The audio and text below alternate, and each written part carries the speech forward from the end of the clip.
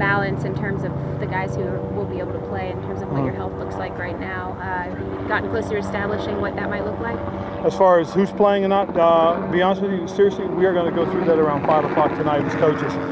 We've got to, obviously the guys will go in, shower up, clean up. Guys that are going to get treatment. Harvey will give us his report, and we as coaches are most certainly going to start setting the time. But as I said yesterday, ideally we'd like to take our starters into the third quarter and let them come out from halftime after we've gone through adjustments. Obviously, with the offensive line kind of going through its new normal, I guess, sorry to coin your phrase, but if it looks like Cam is under quite a bit of pressure, is that a situation where you might consider reestablishing? Well, we have to look at what's happening in the game. I don't want to get ahead of that stuff, but we've talked about how we can protect, the things that we can do to help, and we'll see what happens. I mean, that's the truth of the matter, and we'll see as the game develops.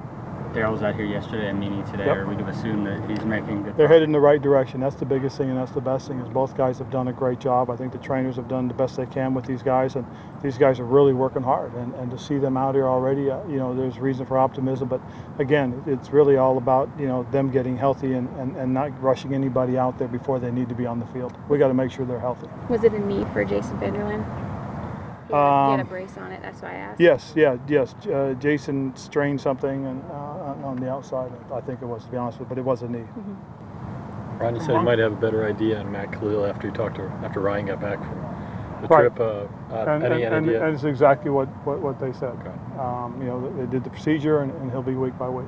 Okay. Is there going to be a need to scour the waiver wire for some linemen here? Potentially, and again, we'll see how we do Friday night. I mean, that'll be a big indicator as to where we are, where our depth is, where our young players are, and we'll see as far as that's concerned, and we'll see at the end of the week and reevaluate Matt, reevaluate Darryl, and reevaluate Amini. As a general philosophy, with the way offensive line play has changed coming out from college, how difficult is it to get a plug-and-play guy? It's usually going to be an older guy. There's a lot of work you have to do. You do pay attention to the schemes that the college teams are running, what they're doing offensively in terms of their run blocking, their pass protecting. You do pay a lot of attention about that, and you really have to study them. And so when you do look at a young guy, you've got to kind of figure out the amount of work you're going to have to put into him. Ron, is it more common now to have guys that can play multiple positions Yes. off the line than it was back when you were playing? Yes, I think it is. And I think a big part of it is because back then you could bring guys off the street and be able to plug them in because they've played this style of football, and the football's changed so quickly and so much that our game is different from the college game in a lot of respects. And one of the things obviously has been the line play. The second thing being also is that you don't have the type of training camps, you don't have the type of OTAs and mini camps that we had back then, so guys aren't as developed. It takes a lot longer to develop a player. Back then, guys, because they went through so much, had a good feel, a good base already, so bringing them in, it was about getting them up to speed and getting them out there.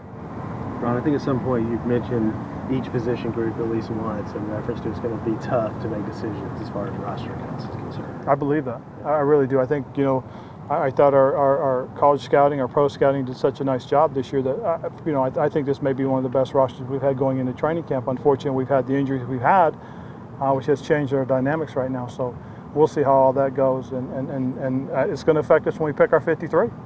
We may end up being heavy at one position as opposed to another. You just don't know what's going to happen. And so the next couple of weeks will play big for us in terms of who stays and who doesn't. Ron, what's your plan when or if to start scaling back Thomas's reps? Well, we've been doing that already, and so a lot of those things will happen. If you get a chance to really watch the whole practices, you'll see that he's gone from full-time reps to the ones to part-time to even less part-time, and that's the hard part, obviously, because Thomas is really integral in what we do. But we're also being realistic that Shaq's got to get ready to go. David Mayo's got to get ready to go. We've got some young guys that have got to get ready to go. So we've started doing that already. How confident, knowing him, are you that whenever those 5 weeks pass, that you'll see him in about the same shape he's in now? Oh, without a doubt in my mind. And he'll be in good shape and angry. He'll be ready to go. When you look at Curtis Samuel and kind of obviously after coming back from an injury like that, this is all bonus for him in Yes. terms of what he's able to do. But he seems to have developed well, and you guys are also still at times maybe taking a little precaution with him. We are. You know, he had a vet day the other day, considering this was just his second year, but we had to be smart with him. You know, he was a little bit sore, so we backed off and kept him out of practice. The nice thing is he still came out there, he still caught balls, he still worked his catching drills that he does on his own. And it was good to see. It really was. You see how quickly he's maturing as a football player. You see some of the flashes of the body control that I think attracted you guys to him in the first place. Yes, you do, and a big part of it is just learning how to do it. And he's done such a really good job about that. We're excited about his potential and his growth so far too. If you address this, I apologize, but the plans for Cam Friday and would your situation up front affect his reps at all? Boy, he must have been listening to Sorry. me. I'll listen to their The big thing that we're going to do, Joe, obviously, we'll be smart about what happens out there. I mean, we've already talked, Norv's already talked about, how we can do things if we need to, what adjustments we can make, which is great too, to be honest with you, because if you get into a game and you've got to make those kind of adjustments, we've already gone through it. So he's already talked about, he's talked to me about, he's talked to the offensive coaches about how we would handle those situations, and we'll see how it unfolds. But the plan right now going in is to have those guys play into the third quarter. Get the first series coming out on both sides of the ball so that we get that feel for, hey, we made some adjustments at halftime, now let's implement them on the field. With Denoris in the concussion protocol, it still seems like, how big of an opportunity is this for you to take a look at Rashawn Golden at safety? Well, it's a very big opportunity. It's a very big opportunity not just for him, but for some of the other safeties as well. So, and that's the way we look at things, that this just creates opportunities to take a long look at some players, and hopefully we'll see some positive things. Do you think Rashawn will be starting on Friday night? Oh, yes, yeah. Rashawn will be one of the starters. He'll come out as a starter unless the defensive coaches change their minds, but that's where we're heading right now.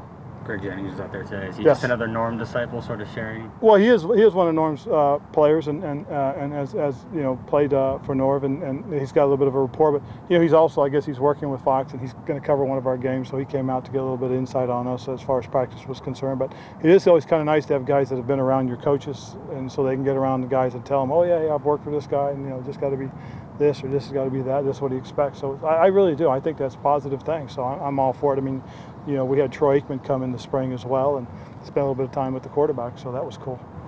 You've had Jennifer King with the team for a little bit more. I'm sorry? You've had Jennifer King with the team Yes. a little bit more this camp. What more have you seen for her the more you've been around her? Well, the neat thing is you see her, opening up, being more and more comfortable, stepping up and doing a little bit more of the coaching. And it's part of the reason why we have the program. And it is really about giving people opportunities and making sure that people are given chances. I mean, she did a nice job for us in the spring where I invited her to please join us for training camp, and we're taking her the whole length through training camp, and she'll be on the field and be part of that as well. So it's been a good, I think it really is. I really think it's been a good program, and we look to continue it as we go forward.